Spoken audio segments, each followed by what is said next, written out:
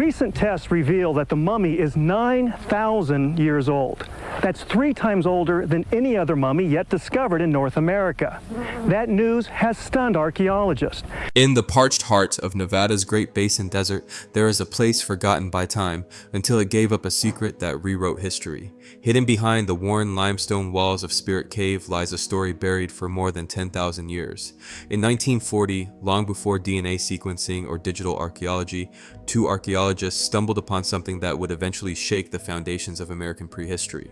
Sidney and Georgia Wheeler, working under the Nevada State Parks Commission, had been surveying the area not for treasure but to protect it from guano mining. Yet what they found inside Spirit Cave wasn't just valuable, it was unprecedented. Nestled within layers of ancient matting, they uncovered the remains of a man. He was wrapped in tightly woven tule reeds, his head and shoulder remarkably preserved thanks to the cave's dry and sterile environment. This was not just a skeleton, this was a mummy. Unlike anything found in the region before, this partially mummified individual bore traces of a world lost to time. Rabbit skin blankets, lined moccasins, reed-based fabrics, items not only functional but expertly crafted. The moccasins were stitched with precision, the mats were layered for insulation, even the positioning of the body suggested ceremony, not haste. Who was this person? A healer? A leader? A mystery thousands of years in the making. But in 1940, carbon dating didn't exist. Based on artifact styles and cultural assumptions, the Wheelers and later researchers estimated the remains were 1,500 to 2,000 years old, a significant find, but nothing revolutionary. A report was filed, artifacts packed, and the body stored in a museum basement in Carson City, and there he stayed, forgotten, untouched, waiting. For nearly 5 decades, the Spirit Cave man remained in the dark, both literally and historically. But the desert holds its secrets well, and sometimes the past just needs the right moment to rise again, until science came knocking, until a mummy rewrote the past. Sometimes the future has to catch up before the past can speak. For nearly 50 years, the Spirit Cave mummy lay silently in storage, boxed away at the Nevada State Museum in Carson City, his significance obscured by the limitations of 1940s science. But the 1990s brought a wave of new tools, new minds, and a renewed curiosity about what had once been overlooked. Among those tools was accelerated mass spectrometry, or AMS, an advanced form of radiocarbon dating capable of measuring the age of organic material with staggering precision, even from the tiniest of samples. Researchers at the museum decided to revisit several old specimens using this new technology, and among them was the mummy from Spirit Cave. A routine recheck turned into a revelation.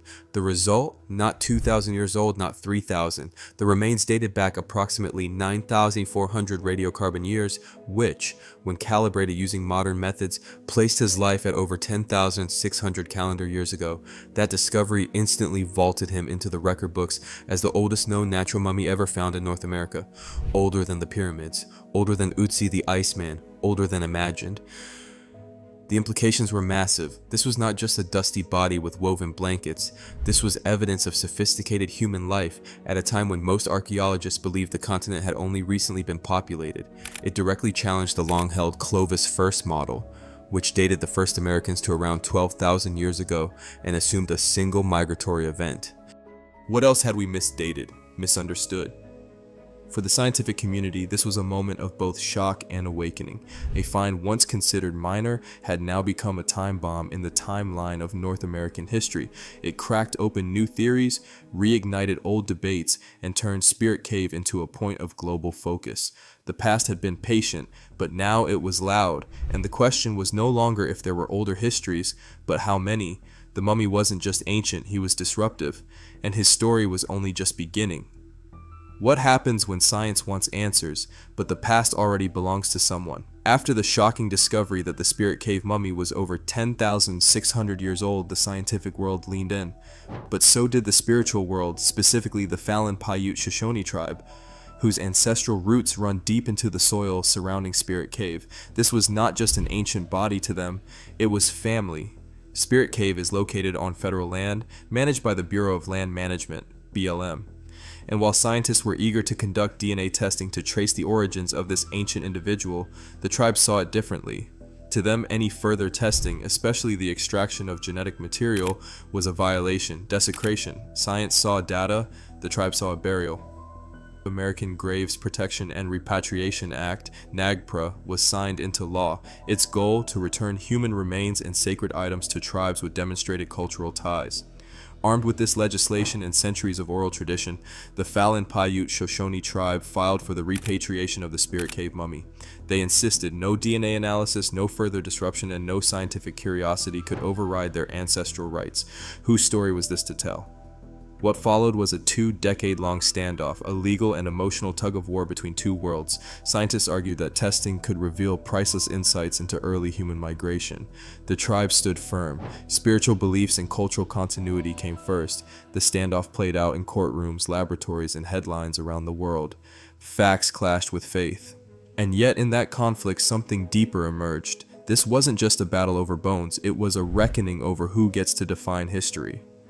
The Spirit Cave mummy had become more than a relic. He was a bridge between past and present, science and tradition. Neither side wanted to give up, but both had something to gain, and it would take years of tension, patience, and trust to find a path forward, until one side opened a door, and history walked through. Sometimes, one test is all it takes to settle centuries of questions. After decades of legal battles, emotional testimony, and historical debate, the stalemate around the Spirit Cave mummy seemed unbreakable. But in 2015, a turning point came, not from a courtroom but from a conversation built on trust. After years of negotiation, the Falin Paiute Shoshone tribe agreed to allow one final step, a full genome sequencing. The task would fall to one of the world's leading experts in ancient DNA, Professor Eske Willerslev, and his team, working jointly from the University of Cambridge and the University of Copenhagen. They had pioneered the delicate extraction of DNA from ancient remains. Now they were tasked with answering a question that had lingered in silence for over 10,000 years. Who was the Spirit Cave man? Science had waited, now it would speak. The results were immediate and overwhelming. The Spirit Cave man was not a stranger to the modern people of Nevada. He was family. The sequencing revealed a direct genetic connection to modern Native Americans, specifically the Falin Paiute Shoshone tribe. The man buried in Tulamatting over 10,000 years ago was a direct ancestor. Oral tradition wasn't just belief, it was memory. The findings shattered the idea once held by some scientists that these remains belonged to a distinct, unrelated population. The DNA confirmed what indigenous people had been saying all along: they had always been here. And with that, centuries of erasure began to shift. The story of migration, settlement, and heritage in the Americas would have to be rewritten. The Clovis first theory cracked wide open. For archaeologists and anthropologists, the confirmation forced a reevaluation of human history across the continent.